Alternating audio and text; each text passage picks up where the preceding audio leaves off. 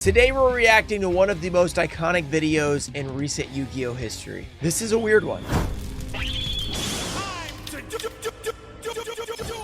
What's up guys, we are back with another reaction video, and this is something that I have somehow avoided for a couple of months. I think it's been out for over a month now. I got divorced over Yu-Gi-Oh. Not me, that's the video title, okay? So the video title from your Yu-Gi-Oh channel, I got divorced over Yu-Gi-Oh. Wow. I've somehow avoided all of this. I think Charlie made a video about this, Most Critical, with 3.2 million views. So you've probably already heard about this, but I had to see what this was about. I had to see what this was about. I had to react to it. Now keep it in mind, a divorce is a pretty serious thing in real life, like a pretty serious real life ramifications for whatever happened here. I guess we're going to find out in the video. So keep that in mind, but also it's a YouTube video. So he made a YouTube video about it. So we get to react to it, right? So I'm going to try to be nice about it, but also, like, if we have a little fun with it, keep in mind he did decide to make it into a YouTube video. So I don't know where this goes. It's 13 minutes long. Let's watch it. I am no longer married, and I'm divorced. When I met this woman, I told her about my Yu-Gi-Oh stuff. She hated it. This is already a bad sign. So look, I am an expert at being married. I've been married, so I'm an expert. Therefore, I mean, okay, look, somebody actually called me out for saying that someone was a GOAT expert because they had not won anything. Well, I guess I'm not a marriage expert because I've never won anything either. I mean, I've just been married, so I've never like won a marriage championship. So I don't know if I can call myself an expert, but I have been married for a while. If your partner hates something that you do, it's gonna be tough to actually be able to do that thing and it go well. Luckily for me, my wife doesn't hate Yu-Gi-Oh. She doesn't like Yu-Gi-Oh, but she doesn't hate Yu-Gi-Oh. So and it's my job now, so it's a little bit different. But all of your hobbies, you want your spouse to either enjoy them with you or to be okay with you doing them at least some of the time, right? Because if you are never allowed to do things you love, but then you have to like be married to this person, it's probably not going to work that well. So let's just keep going. But that's my first thing. That's already a bad sign. She said that, hey, you can do something better with your life. Come on. Oh, okay. Come on, guys.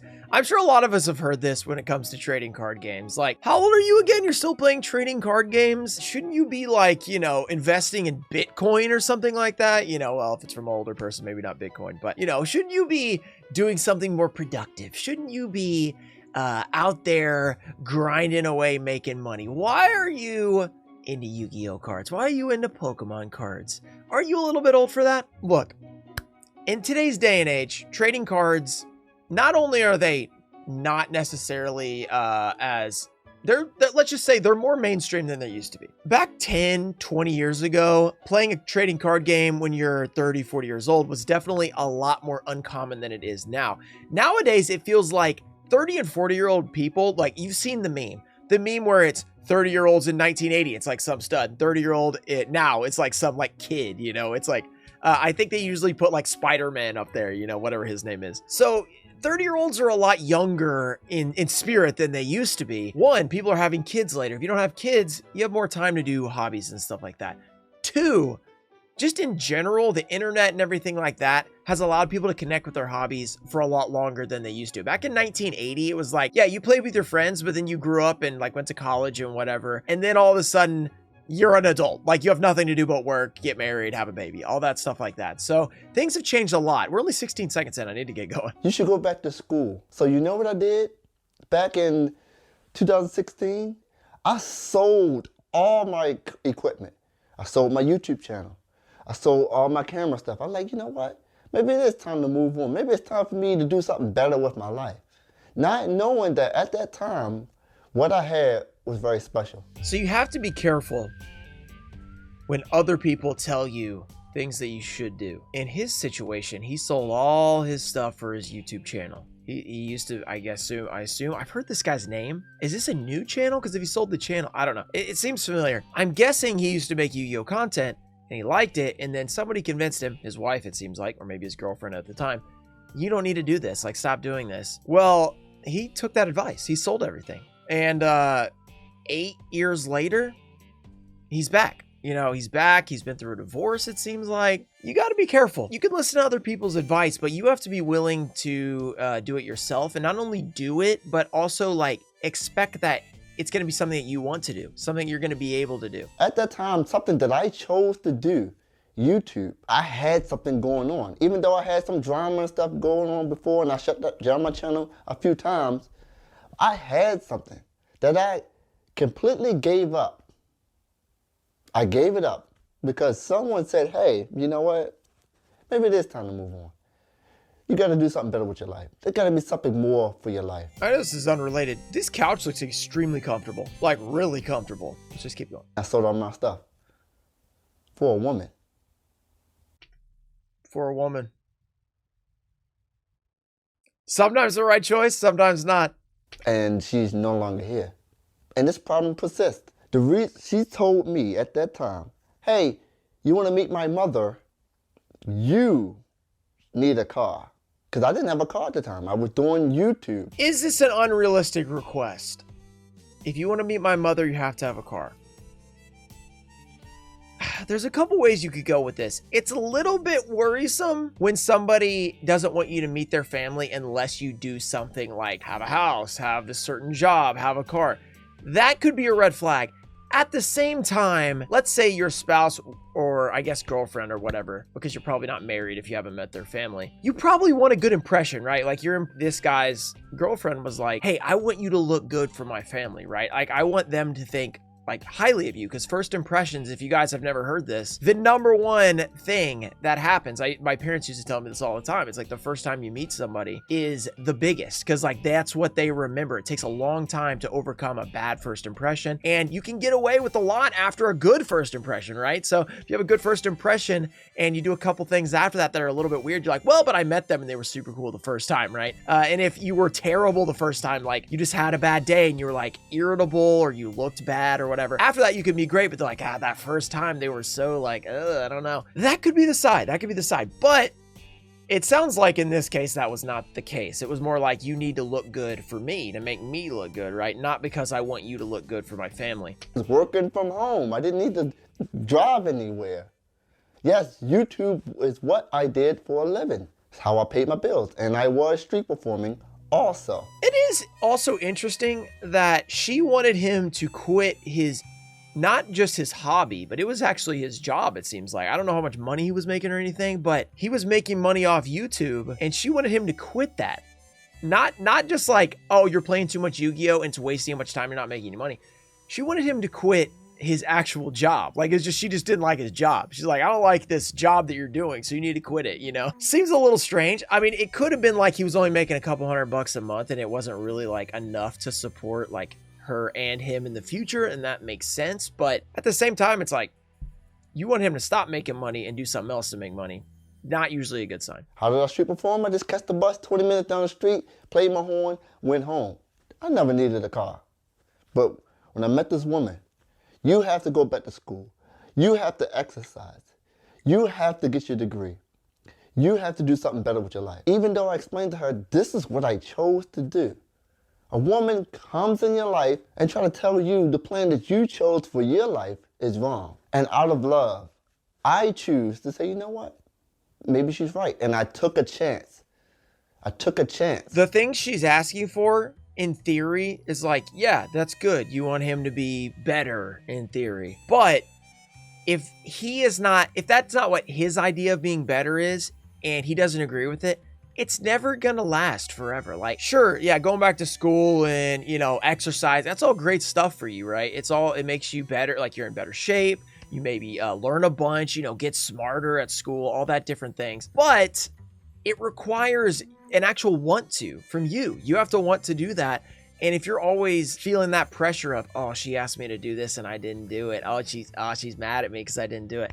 It's just, these two things, they just don't go together. They don't go together. And when you're married, you have to go together. It's very important. Very, very important that you're aligned on basically everything. I said, you know what? I'm gonna give this up completely. Like, for good.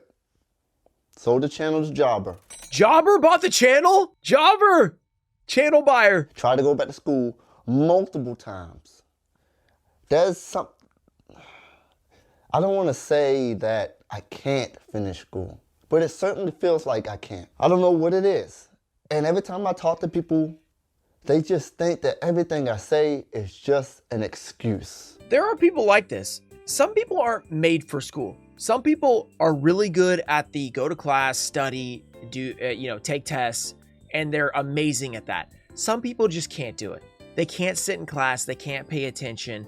It's just not what they are made to do. They're not good at it, and that system just doesn't work for them. It sounds weird to people that are good at it because they're like, yeah, I did it. It was not a problem. Like, it's no big deal. Like, I went to school and I didn't have an issue. But other people, they're just not built for sitting in a classroom and learning that way. Like learning from textbooks, learning from somebody who's talking at the front of the classroom. That's not how they do it. And I totally get it. You are a grown man. You are an adult. You can do it. It's like no one can see it from my perspective. It's like I am always wrong. When I study, what I do? I fall asleep. What do they say? Hey, you're lazy. You're procrastinating. You're choosing not to do this. And I'm like, that's gotta be something wrong with me. When it comes to school, studying and staying on task and staying focused, I just can't do it. And I try, and I go back to school, and I pay all this money, and I pay all this money, and I pay all this money, and I fail, and I fail, and I fail, and I fail. Music has always been there for me, and I've always been great at it. People say that, hey, they try to test me. They say, hey, you know music, right? You know this person? No. You know this person? No. You know this person? No. Well, how are you a musician? I also get people say to me, hey, what key is this in? I say, I don't know. Like, well, they say, well, how are you playing? How are you a musician? How do you play so well? I am not the type of person who is book smart or knowledgeable. I don't know things, but I know how to do things. I know how to do things physically in a creative way. I'm not the type of person who retains things and hold on to things, who can read a book and then take a test, pass it, and go on. Just what I was saying. This is usually the case. If you're not necessarily a book smart, study, college, high school kind of person, you usually just have these natural abilities where you just figure things out, right? So he is a musician, it seems like, and he just figured out how to play. He doesn't know all the technical details of what he's playing, like what it's called, all these different people who, maybe invented that style of play. He doesn't know that stuff. He just knows natural play. And trying to make somebody like this be something else, like a study guy who knows all the musicians, who knows all the keys, all that different thing. I'm not a musician either, so I'm just saying what he said, but it's just not going to happen. People don't change from what they're always going to be who they are, right? They might improve at what they're good at. They're not going to just become a whole other person, right? You can learn other things you're not good at necessarily, but you're not going to completely change into a different person. I met the parents. They asked me, hey, what do you do for a living? I had to tell them I am a musician. I couldn't tell them I was a street musician. I am a musician. Then they said, hey, you have a degree? I said, I don't have a degree. My ex-wife parents did not speak to me for 2 years and told her not to marry me because I don't have a degree. Ooh, that's tough. That's tough. The scariest part is, the spouse or the girlfriend's parents, are they going to like me? What are they going to think about me if I do like this and that? I do YouTube, you guys know. So, we had to at some point tell my wife's family, hey, and my family, hey, we're doing YouTube. That's what we do for a job, And that's like, oh, what are they going to think? Because, they're older than us. The YouTube didn't exist for them, like, ever until recently. And they're still kind of like, what is that? Like, is that like a TV? Like, what is that? So it's definitely scary. And getting this response back, like he got, like, you don't have a degree. And he was like scared to tell them he performed on the street because he's like, what are they going to think about me, right? And then to get that response so they don't talk to you for that long is really scary. So it kind of brings it back to how his girlfriend wanted him to have that car.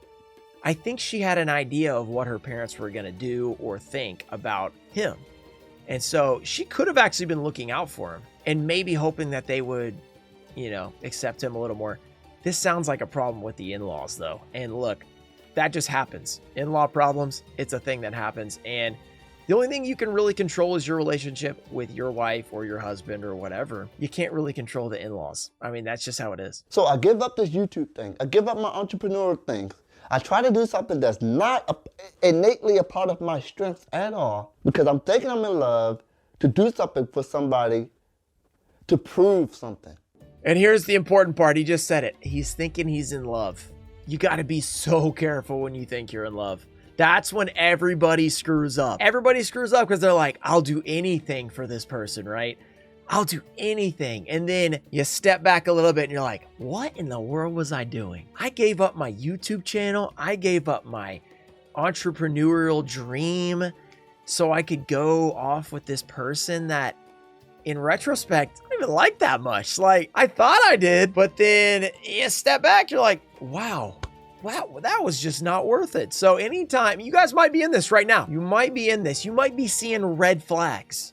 You might be thinking, that's a little bit weird, but I love this person, so I got to look past it. No big deal. Yeah, okay. Yeah, they said they hate my hobby. All right, I'll just look past it. They hate my hobby, but they love me, right? I love them. They love me. They hate what I do in my free time, but that's okay. That's okay. It's no big deal. We'll just look past it. Oh, wait, we don't get along that well, actually.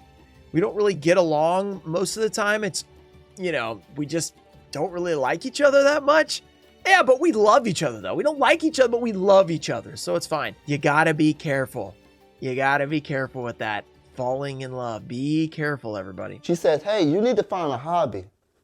I'm like, oh, let me play Yugioh again. So, last year, I start my channel up again. I buy my channel back from Java. Like, oh, she gave. Okay, so he did get the channel back. I was like, he has a lot of subscribers for having sold the channel. He did get his channel back. That makes sense. So he sold the channel back in, was it 2016? And he bought it back that many years later. That's crazy. Funny thing is, yeah, you need a hobby. That I feel like I hear that all the time. Fortunately for me, I don't have a problem with that. You guys can tell I literally do my hobby all the time, like Yu-Gi-Oh. Oh, what? I need a new hobby. Let me play a little old school RuneScape. Let me play a little Pokemon. Like, I have so many things I can do.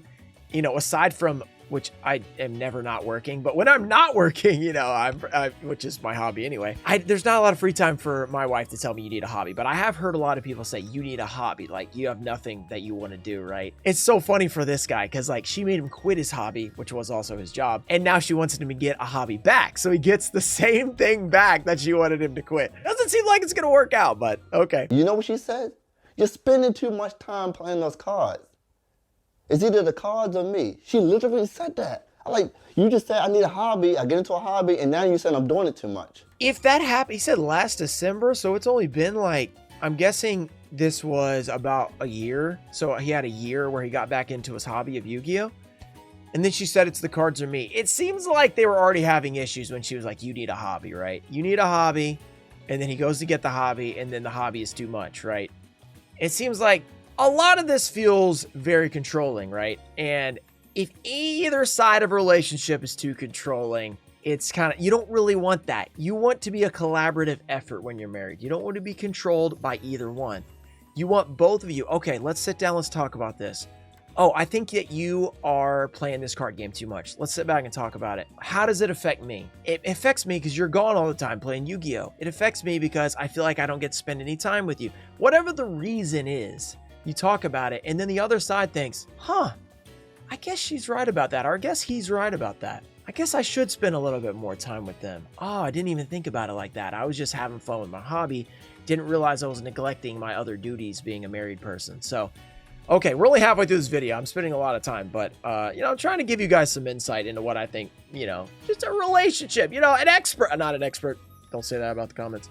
She says, why are you into those cards so much? I said, hey, I need to make a video about something. And I haven't played this card game for 2 years, on and off. Okay, 2 years, so I'm off on the timeline, but 2 years. How can I make a video for my subscribers about something I have no knowledge of? And I try to explain it to her, but she don't get it. She thinks it's just cards you pick up and you just play, like Uno. Wait, Yu-Gi-Oh's not Uno? Oh, gosh, I've been playing it wrong the whole time. I can't make a video about something if I don't know. Wait, you can't make a video about Yu-Gi-Oh if you don't know about how to play the cards? I have to learn about it and learn what's going on. She hated those cards. She literally cried because of those cards. And people say, hey, priorities, man. It's your wife, or, you got to do what you got to do.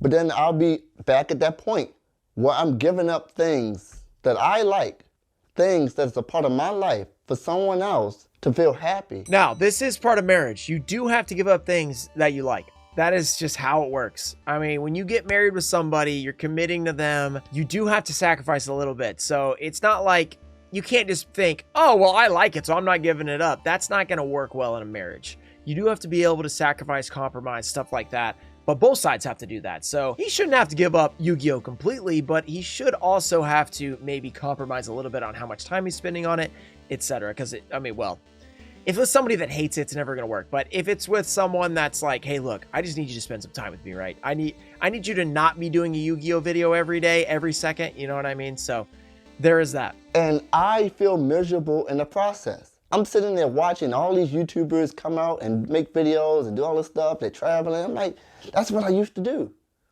I love that. I miss that. Why can't she come along with my journey instead of scrutinizing me? And then that's money gone from me. It's not about the money, but that was money gone from me. Then street performing. I said to her, hey, I don't want to move away from Baltimore. You may be thinking, why?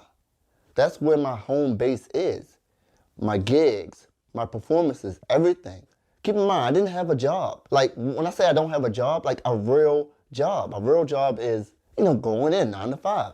I didn't have a real job for over 10 years. It was YouTube and playing my horn. That's how I paid all my bills. So when we got married and we moved out to Baltimore to somewhere else that I didn't want to be, she said, hey, how come you're not paying the bills? This is one of the biggest issues as well. One of the big issues with getting married is where you're going to live. Because a lot of times you meet somebody that's not necessarily where you're from, especially nowadays in the day of the internet. The internet's huge. You meet somebody on like whatever those dating profiles are. I never did it because we've been married for 5 years. They weren't that big back then. They were kind of coming out, but I've never been on one of those. But you can easily meet somebody, I assume, that doesn't live in the same city as you. So then they have family somewhere, you have family somewhere else. You have to figure out where you're gonna live so that both people can see their families, assuming you have good relationship with your families. And that can be really hard to try to make sure that both people get to see their family, both people feel like they're getting their voice heard in terms of where you're gonna live, how often you're gonna visit, holidays, who's gonna go where on Christmas, Thanksgiving, all that different stuff. And then in this case, I need to live here because I need to do this work that I do. And there's a lot of factors that come in, and this can be the end of a lot of relationships. Location. The only time I can make YouTube videos is when she's gone. And you might be thinking, well, why is that? She would come in here from my room and say, hey, you're too loud. Hey, I'm trying to read. I'm like, wait, what? I gotta talk. I gotta make a video. I'm disturbing her. And yes, I'm venting and I'm ranting. If you stayed this long, thank you. If you didn't, it's okay. If you didn't, you'll never know because you're not here.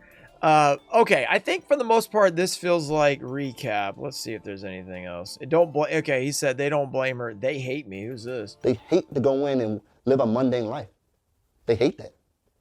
And they want to have their own business. They want to make their own money. They want to have their free time. I had that. Literally, I would work 3 hours a day, and have enough at the end of the month to pay all my bills and do whatever I need and travel. But that wasn't good enough for the person I was with. Well, it sounds like he was doing pretty good. He was making pretty good money, which makes that decision even weirder to make him quit. It seems like the woman that he ended up marrying wanted him to be a certain thing that he was not. And that is something you can't do. You can't marry someone and fix them or make them to be what you want them to be.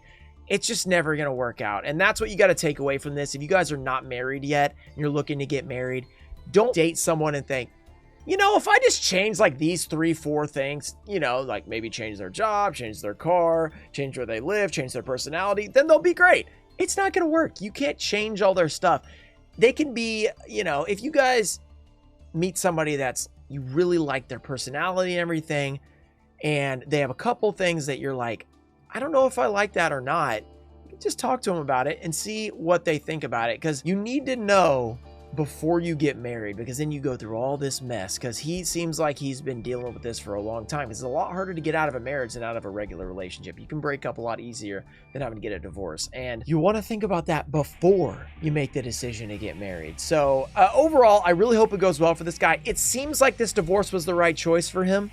It seems like he's finally getting back to what he actually likes to do, what he wants to do. It seems like him and his ex-wife were not getting along. They weren't really compatible, really at all, because everything he liked to do, she hated. Everything she would do, it would get on his nerves. That kind of stuff's just not going to work. It's not going to work. So your Yu-Gi-Oh channel, hopefully it goes well for you. Good luck on your content coming up. I had to react to this. I know this is more of a serious video, only a couple lighthearted moments in there, but I mean, someone got divorced over Yu-Gi-Oh. I had to react to it. And honestly, I don't think this was over Yu-Gi-Oh. This is the big takeaway.